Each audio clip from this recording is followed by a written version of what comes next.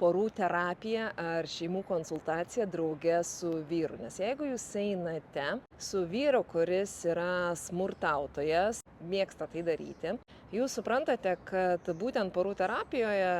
jūs tada jam girdint atskleidžiate savo tas silpniausias vietas, skaudžiausias vietas, būtent emocijas ir būsenas, kurios jums yra svarbios, jūs tikite ir vilėtės, kad jisai pasikeis, tačiau kas vyksta, tada realiai jūs įteikėte jam į rankas ginklus, taip, kad jisai žinotų, kaip dar gali jūs sužeisti, kaip dar gali jumis manipuliuoti ir ką padaryti. Jeigu jūs turite bent kažkiek nuovokos, kad jeigu jūsų vyras yra smurtautojas, aš jums labai siūlau pradėti dirbti tiesiog su savimi atskirai,